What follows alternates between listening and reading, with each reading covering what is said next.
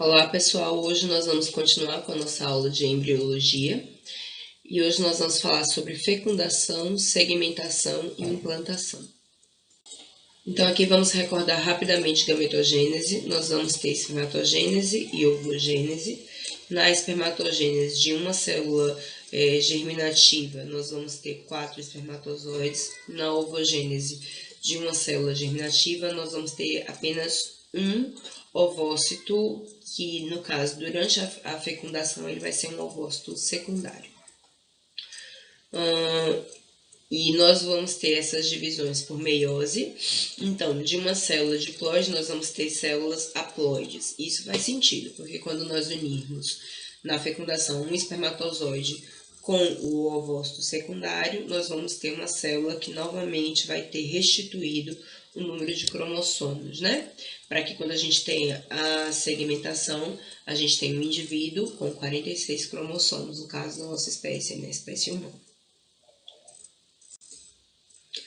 Então, na fertilização, que também posso chamar de fecundação, nós vamos ter o transporte dos gametas, o transporte do ovócito, que eu vou mostrar para vocês, e o transporte do espermatozoide. E os espermatozoides eles vão ter que sofrer maturação para poder eles ficarem aptos para a fertilização. Então, eles vão sofrer uma etapa de capacitação. E uma vez que eles entrem em contato com o ovócito, a gente vai ter a reação acrossômica, que eu vou explicar para vocês o que é isso. Primeiro, é importante que a gente entenda como é que são constituídos os gametas, tá? O espermatozoide ele vai ter a cabeça, onde a gente vai ter o acrossoma. O acrossoma é muito importante, porque no acrossoma a gente tem uma série de enzimas. São essas enzimas que vão ser responsáveis pela digestão, tanto da corona radiada como da zona pelúcida do ovócito secundário, tá? Então, a gente vai ter a cabeça com o acrossoma, a gente vai ter essa região que é a peça intermediária, onde a gente vai ter mitocôndrias, vão ser responsáveis pelo batimento da cauda do flagelo, né, do espermatozoide. Sem esse batimento, o espermatozoide não consegue se locomover para encontrar com o óvulo, tá? E a gente tem a peça terminal, que é o flagelo. Já quando a gente fala do ovócito secundário, a gente vai ter a corona radiada, a zona pelúcida, que a gente já viu na aula anterior, e dentro a gente vai ter o ovócito secundário, propriamente dito, né? Onde a gente vai ter o núcleo, que vai ter o material genético. Lá na cabeça do espermatozoide, a gente também tem núcleo com material genético, tá? Ok. Como é que vai acontecer a fecundação? Então, uma vez que tenha acontecido o ato sexual, o homem ejaculou dentro da mulher, os espermatozoides, eles vão... Desculpa, gente, estou gripada. Eles vão se locomover por dentro do canal vaginal e eles vão ter que chegar ao útero. Quando eles chegarem ao útero, eles vão entrar em contato com uma série de substâncias no muco, no útero, que vai ser muito importante para a maturação desses espermatozoides. Depois eles vão atravessar e eles vão entrar na trompa, aonde eles vão encontrar com o óvulo. O óvulo, quando ocorreu a ovulação, ele foi deslocado até essa região da ampola da trompa pelos cílios que tem nessa região, que eles fazem um batimento unidirecional, e esse batimento foi responsável pelo deslocamento do ovócito secundário, tá? Aí o ovócito secundário vai encontrar com o espermatozoide no processo que a gente vai descrever agora, que é a fecundação. Então, lá no útero, a gente tem a presença do muco cervical, que é um muco alcalino, que vai ser muito importante para a maturação dos espermatozoides. E ele também vai manter o colo uterino aberto, facilitando a subida desses espermatozoides. Aqui está mostrando, né, uma relação onde o homem está com o pênis dentro da mulher, ele ejaculou e os espermatozoides vão fazer esse caminho que eu falei para vocês. Um homem, ele consegue ejacular 300 milhões de espermatozoides, mas apenas 200 vão chegar até a ampola do oviduto, onde vai acontecer lá a fecundação, tá? E como eu falei para vocês, o espermatozoide ele ainda vai precisar amadurecer e a gente vai ter a capacitação, que vai acontecer dentro do trato genital feminino, onde a gente vai ter a remoção de uma capa de colesterol dos espermatozoides e perda dos carboidratos específicos da superfície, ali da região do acrossomo, para que a gente possa ter a liberação das enzimas do acrossomo. Então, uma vez que o espermatozoide ele entrou, ele vai sofrer a capacitação, como eu falei para vocês, então a gente vai ter a remoção tanto do colesterol quanto das glicoproteínas. E aí a superfície do acrossomo vai ficar livre e vai liberar as enzimas. Essas enzimas, como por exemplo a hialuronidase, ela vai ser responsável por degradar a corona radiada, e as esterases e as neuraminidases vão ser responsáveis por degradar a zona pelúcida. Com isso, o espermatozoide vai conseguir entrar dentro do óvulo, mas não entra todo o espermatozoide.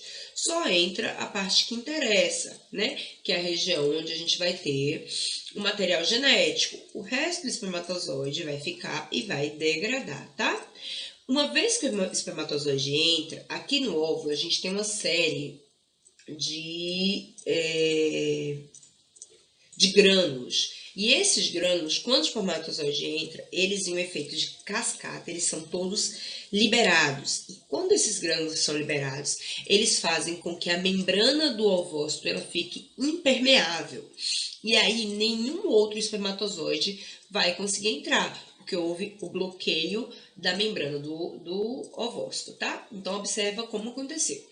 Tinha ali um espermatozoide, quando o primeiro espermatozoide consegue romper um grânulo, todos os outros grânulos são liberados. E aí, essa membrana fica impermeável e nenhum outro espermatozoide consegue penetrar, tá? Aqui está mostrando a reação acrossômica, aonde, graças à ação de substâncias presentes no trato genital feminino, a gente vai ter a liberação das enzimas. E essas enzimas vão ser muito importantes, porque essas enzimas elas vão digerir tanto a corona radiada como a zona pelúcida. E a gente também agora vai ter a polimerização da actina, que vai expor a fertilina.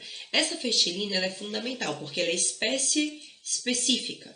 Isso faz com que espermatozoides de seres humanos fecundem óvulos de seres humanos, tá?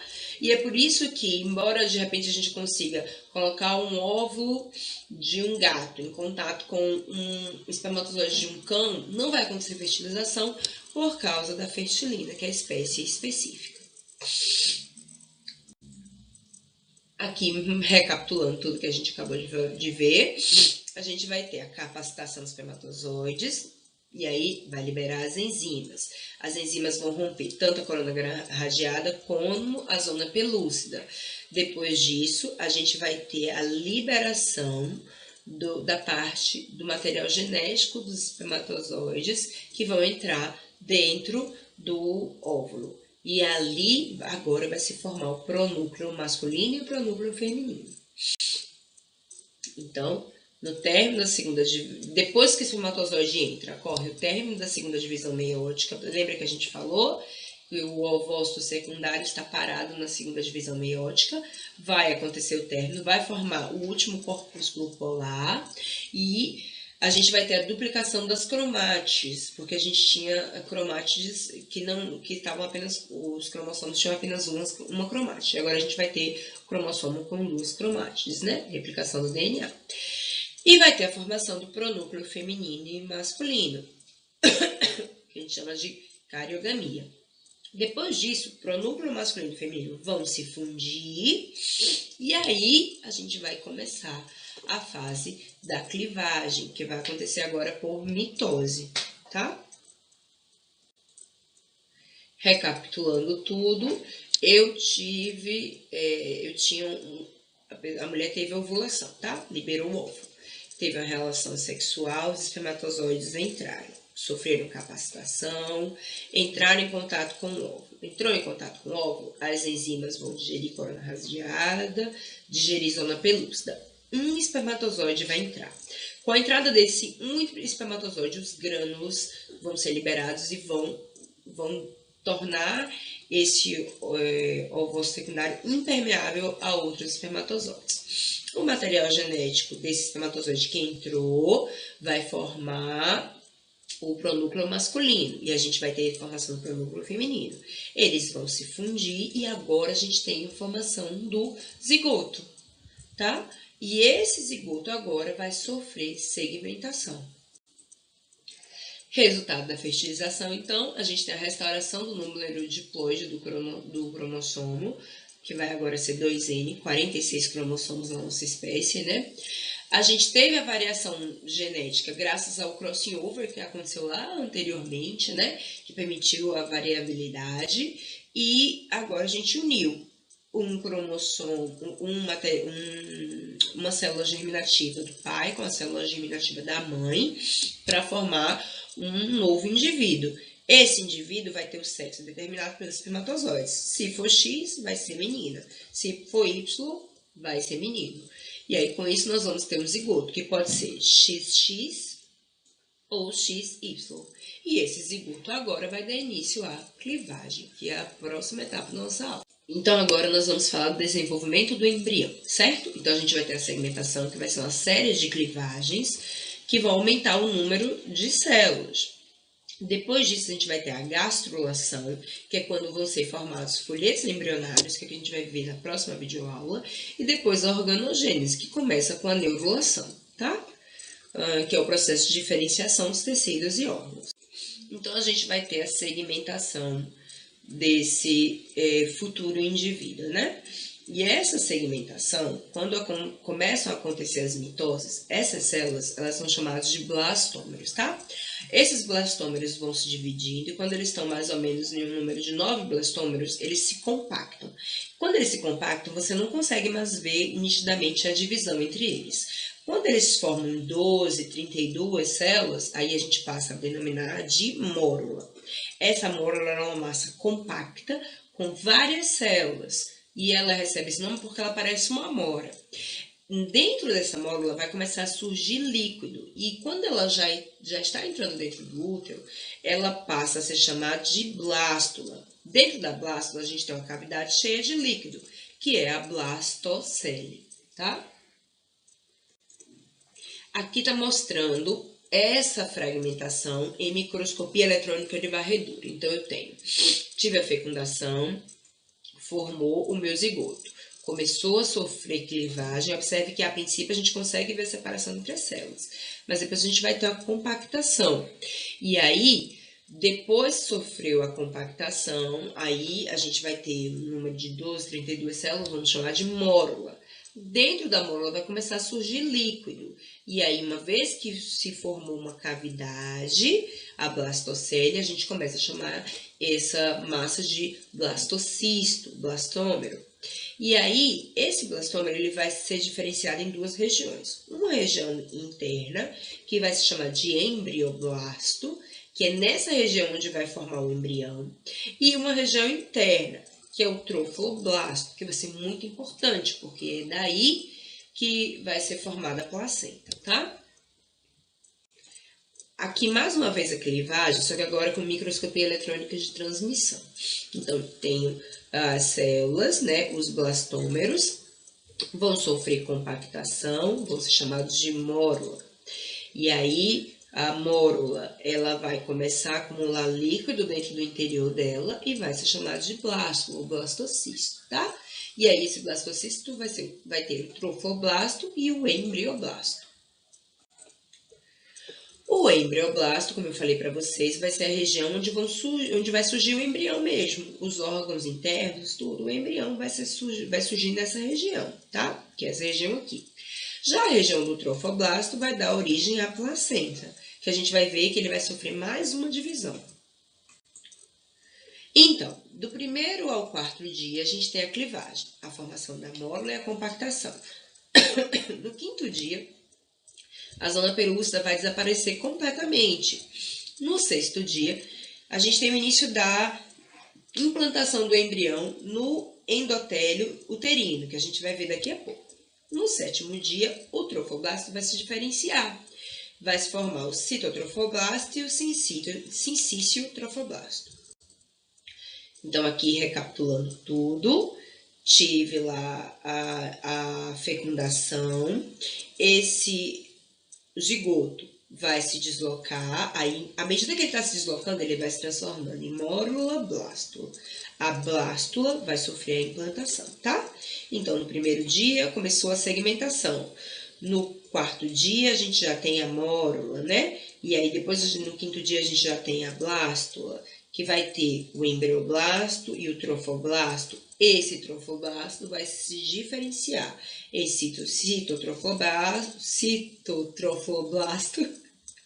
e sincício trofoblasto, que vai ser ele que vai ser responsável pela anidação, pela implantação. Ele é que vai invadir a parede do útero.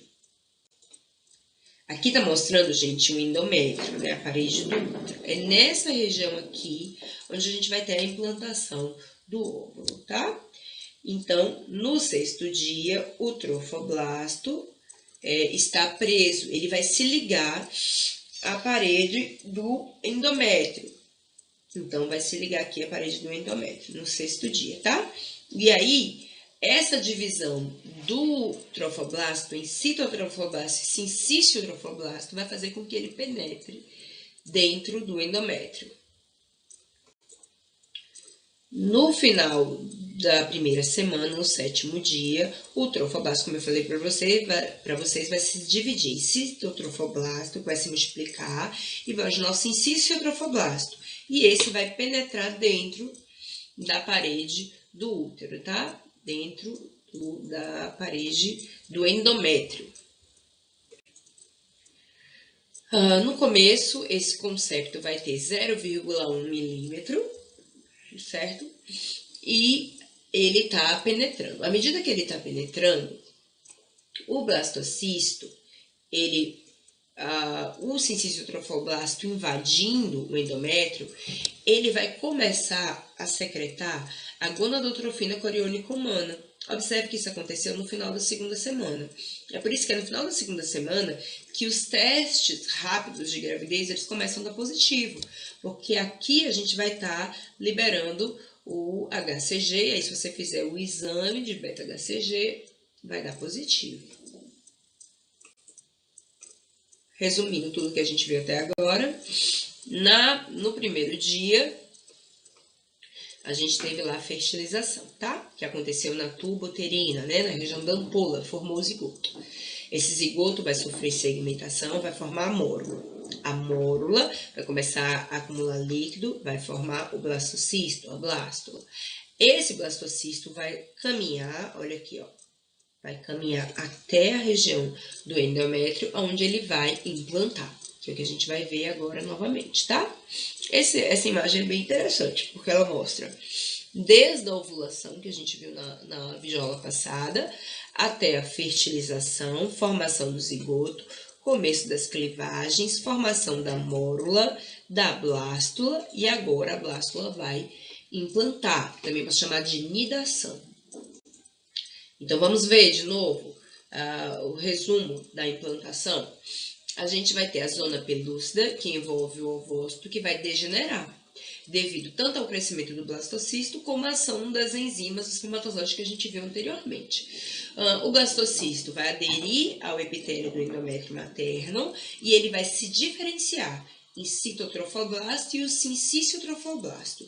O sincício trofoblasto vai se multiplicando e empurrando o endométrio. E ele vai invadir os tecidos endometriais e, com isso, o futuro embrião vai se implantar.